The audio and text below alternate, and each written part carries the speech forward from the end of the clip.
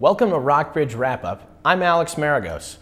Every week I'll be joined by the biggest names in Rockbridge County sports, hoping to bring you the coverage you deserve of your favorite local teams.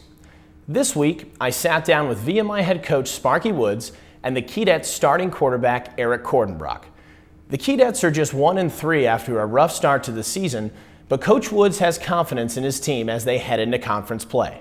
You lost 6 offensive starters, 4 on the O-line, and 5 on defense. So what kind of difficulty did that cause you as a coach to come into the season and replace those guys?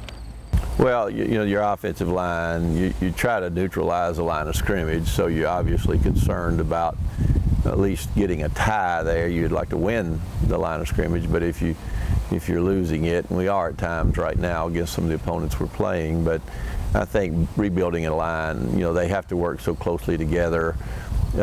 Their game is in about a 6-yard square, so it takes all of them, and the way people blitz and twist and do things, you know, you have to work in conjunction with the guy beside of you so much. So I think getting that to work together has been the biggest challenge, and we lost a good player early in a guard, Robert Collins, who was hurt, so that restarted the shuffle. In fact, he was the only returning starter, and we ended up not having him since the midway through the first ball game. So I think just communication, getting your right fits, getting on the right guy is the biggest challenge.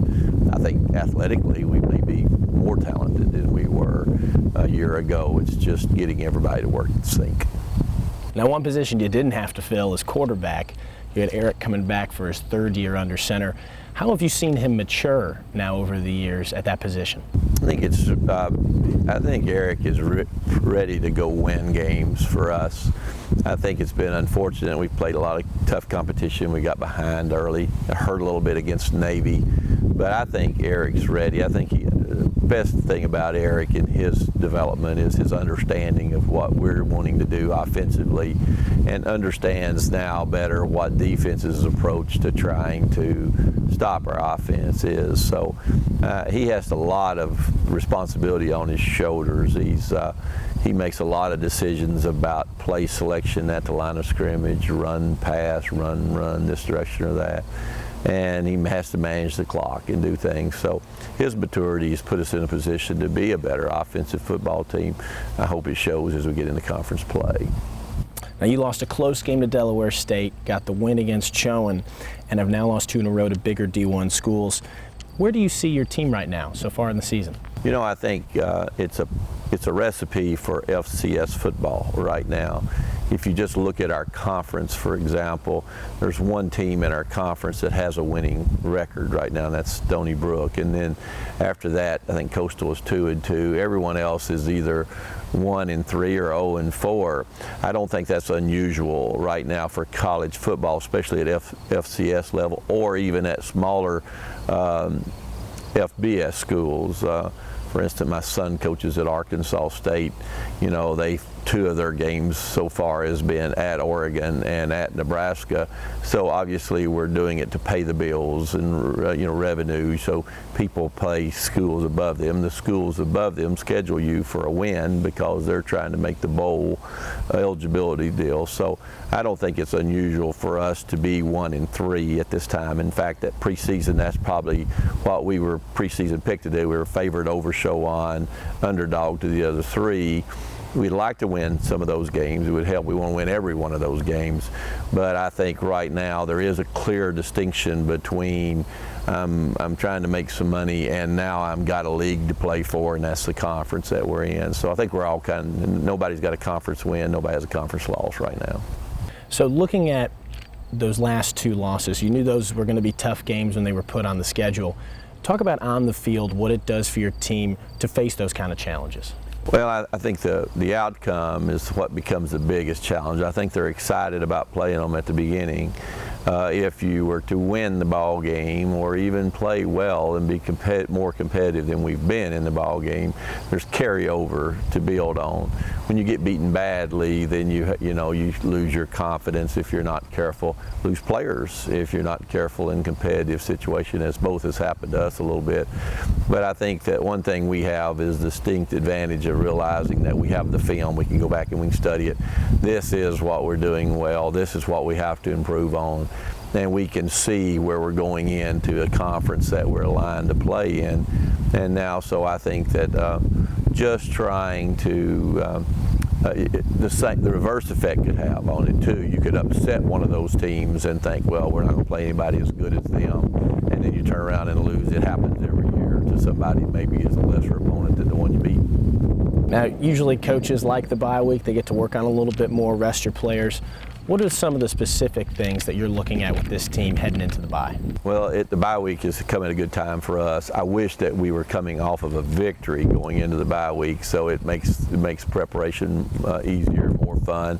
You can actually be a little more aggressive in your coaching, but we have some goals set up for the bye week.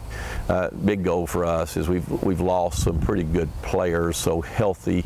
We want to get some of those guys back, so we don't want to mess up in practice and hurt more or not get a guy back as a result. So one of our main goals is to get healthy as we can. Two is to improve our play, to improve the execution of all phases of our game. So we got that figured into practice too. The only way to do that is practice it, film it, study the film that you've practiced. The other thing I think is we wanted to create depth. We'd like to get another defensive back, or we'd like to help our special teams a little bit more. Maybe another inside linebacker could step up that we'd have confidence to put in the game. Offensive line, try to get that kind of centered up and ready to go. So we're trying to create depth, asking 1 or 2, 3 more players. We moved a running back, Deion Watts, to wide receiver this week to give him a chance to be on the field more. So creating depth is big. We want to self-scout, look at ourselves, see what other people see in us when they evaluate us. And then it gives you a chance to get a little start on your next opponent, which is, for us, is a conference game. And we have a lot of respect for Presbyterian. So we got a chance to kind of introduce them and start there a little bit. Now, heading into conference play, I know you've had a tough schedule so far the first 4 games. Does it concern you at all that your offense has scored just 43 points in 4 games? Yeah, it does. I think that we've got to score more, but probably a bigger concern I might have is how we can operate or get the ball down on that end of the field, work from the short end of the field. The percentages of scoring from your 20-yard line is like 1 in 20 of opportunities to go. And so you'd like to try to talk about field position and how we get down there. Kicking game, defense holds them, get a turnover, maybe score on defense. Then offensively, we get the ball, try to do something, get down there. It's hard to go 6, 7, 8, 9 play drives anymore. Hard to do that against defenses that are good because they try to stop you, stone you early, with committing more people to the play than you have. And, if you go about 6 plays in a row, usually that old holding flag is going to come out pretty soon. And so I think bigger than not scoring is how we can get down on that end of the field more and play on their end of the field. I think if we do that, we'll see the scoring go up.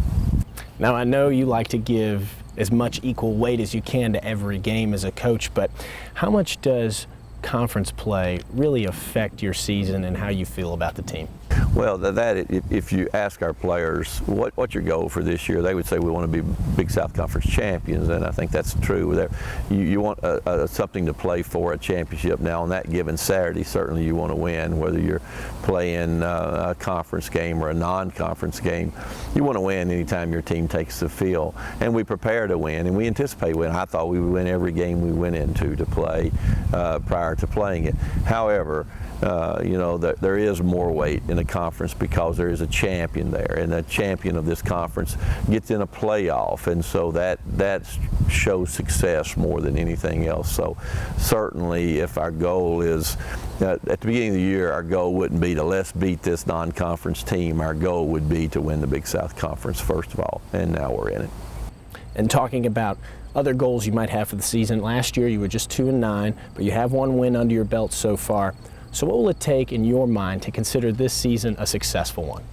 Well, to reach our goals. Our goal is to be Big South Conference champions, so we want to do that, and we won't be happy with the season unless we do that. However, you know, improvement in how we play. We'd like for our team to be better in October than they are in September. We'd like for them to be better in November than they are in October. It's been a long time since we've won more games than we've lost here. Winning season would be a milestone that we haven't reached in a while, but we didn't go into the season saying let's have a winning season. We went into the season saying let's be Big South Conference champions. And now looking at those final 2 games, if you do well in conference play, you'll have a real nice chance to come home for those final 2 games and play for that conference championship. How nice will it be looking down the road, playing for something meaningful in front of a home crowd? Well, that's the plan. That's what we want to do. And we think we have a good schedule right now set up for that. You know, the early schedule, it's not easy to open the first game on the road. It's not easy to play 3 out of the 4, you know, with the level that we've played against right there. At the same time, it's what you can maintain what really is real, and what, you know, your emotional factor of getting beat badly. Wow, boy, it feels bad, it's embarrassing. What is the real facts here? The real facts is we got beat because of, we got beat by a good team because of, and such and things. So keep the main thing, and then get ready to go into this league, ready to go. So I think that's our job as coaches, and our job as leaders of our team. It's hard to fight that emotional situation because everybody wants to win. You want to win every game. When you lose, if you lose bad. You know, I hate we got beat 41-3 at Navy. I thought it was at the end of the game. I thought it was going to be like a 27-10 ball game, but it's still a loss. So we didn't get to 43-3 trying to keep the game close. We got there because we were trying to figure a way to win. And of course, the longer the game goes and the further you are behind, the more advantage the other team has. So staying close to where we can win in the 4th quarter or something would be a good step in that direction. And I feel like that we can see what really happened, see how this breakdown caused this to happen, and realize that we have a team capable of winning some games here. So we could still have a very good season. Coach, thanks for the time. I really appreciate it. Thank you. Since 2010, Coach Woods has been running his offense through junior quarterback Eric Cordin. The Keydets have struggled to score points through the first 4 games, but Cordin is ready to turn things around against Presbyterian next week and help propel the team to a conference championship. So you were the biggest offensive piece returning this season. You guys lost, I think it was 5 or 6 offensive starters. So what did it mean to see new faces all around you when you lined up under center, or mostly new faces? In most cases it's kind of troubling, but here I was actually really excited because these are guys that Coach Woods recruited, and they came in specifically to play under Coach Woods and play with us. And I was actually, I'm still very confident in the guys that I have around me. I was excited lining up because, I mean, Mario Thompson, the tight end, we got Wayne showing up from basketball, and then Dexter and Alu. I mean, you can go all around the offense. I'm really excited with what we have. Now, you did play well against Chowan, but the offense hasn't exactly been prolific. So what have been some of the things that have tripped you up in your 3 losses? It really comes down to execution. When we look back at the film, we always say this to ourselves. We never want to put any other team down because every team that's beaten us has been the better team that day. But when we look back at our film, there's a lot of things that we're not doing to stop the defense from sacking us or tackling us for a loss. And it's just simple as like me knowing where to go with the ball, or a wide receiver running the right route, or a guard knowing who he needs to block on a run play. And there's really no excuse for it because we haven't put anything new in. These are plays that we've had, especially for us upperclassmen. These are plays that we've had since we've been here with Coach Woods. So there's really no excuses for it. Everybody needs to step up and get in their playbook. Now, some people would have looked at the scheduled games against Richmond and Navy and said, you know, what is this really going to do? Can they really pull out these games? But what have you seen on the field that the team has taken away from these last 2 games? Oh, well, first off, we definitely are playing a lot better than we have in the past. And I think going in at the end of the first quarter at Navy 3-3, I think that was a huge morale booster for us. And Navy's a great team. They always have been a great team. Richmond's a very good team. They've always been a really good team. I think what we've taken away from those games is just we can play with people as long as we execute what we're told to execute. Because when we do that, I mean, at least the one thing that I hate more than looking back on film is looking at it and saying, man, if we just would have executed, we could have scored here, we could have done this, we could have done that. It's one thing if they're just flat out better than you, but it's another thing if we're not executing, because that's the most heartbreaking thing to me. Now, there's plenty of reasons to be thankful for a bye week. You get to rest and kind of regroup a little bit. So what are some of the things that you and the rest of the offense will be working on through the weekend?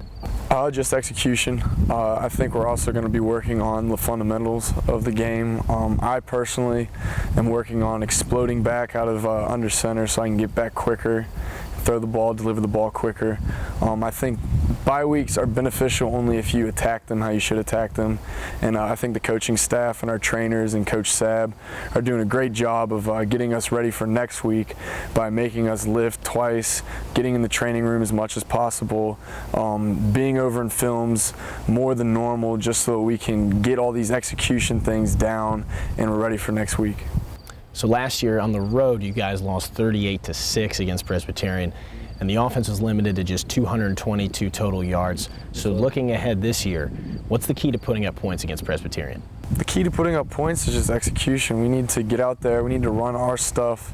We can't let the defense determine what we can and can't do. We need to be able to do what we set out to do. We need to be able to throw the ball, and we need to be able to run the ball, because if you can't run the ball, you're not going to be able to throw the ball.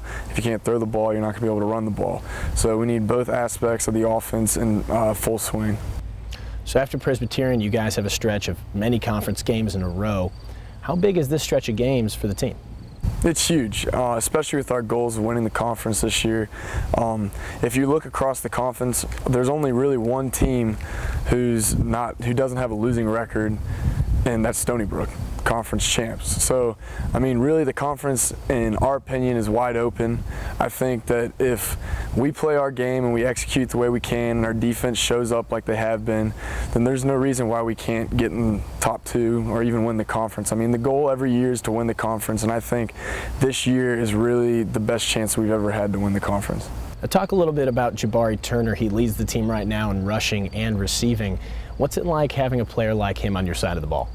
Oh, it's awesome. Jabari's great. He's a fun guy to hang out with.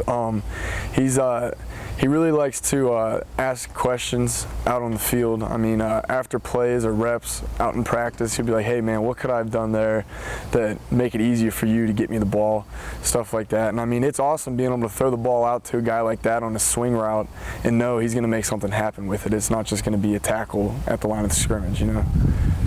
Now, through the first 4 games, the team has managed to outscore your opponents 17-13 in the first quarter. So how much emphasis does Coach Woods put on getting a good start in the first quarter? Oh, it's huge. I mean, really, everything we do, we need to come out flying, moving around quick. One thing that we did last year that we're trying to improve upon for this year is we came out kind of slow.